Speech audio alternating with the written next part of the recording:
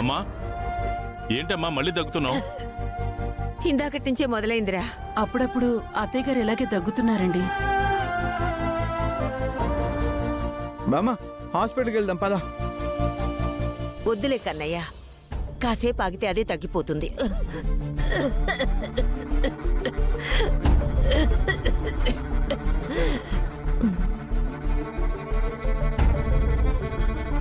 బామ్మ అమ్మా బామ్మగారు, మీ దగ్గు తగ్గాలంటే నేనొక కషాయం చేసేస్తాను.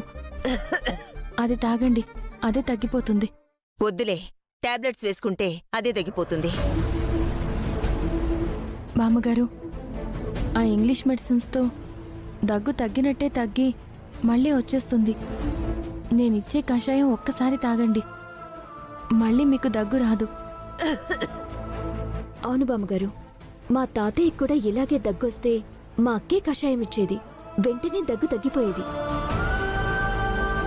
అమ్మా తగ్గుతుందని చెప్తుంది కదమ్మా, ఒకసారి తాగమ్మా. ఇప్పుడే కషాయం తీసుకొస్తాను. సరే, తీసుకురా. ఆగవమ్మా, నువ్విచ్చే కషాయంతో మా అమ్మకేమైనా అయితే?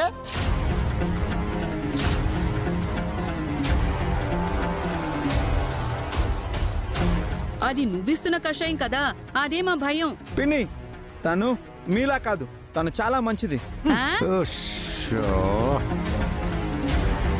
బామ్మగారు, నాకు తెలిసిన పల్మనాలజిస్ట్ డాక్టర్ ఉన్నారు, ఆ డాక్టర్ని కన్సల్ట్ అవుదాం. బామ్మగారు, మీరు డాక్టర్ దగ్గరికి వెళ్ళండి, కానీ అంతకంటే ముందు నేనిచ్చే కషాయం తాగండి. బామ్మ కొంచెం చేదుగా ఉన్నా సుందరి కషాయం చాలా బాగా చేస్తుంది. అమ్మా త్రిపుర, నువ్వు వెళ్ళి తీసుకురామ్మా. అలాగే.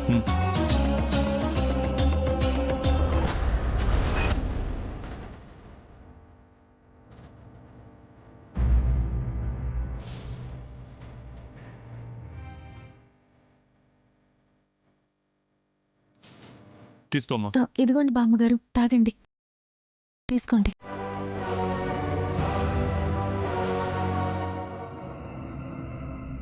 తాగ్ తాగ్ తాగ్ తాగ్.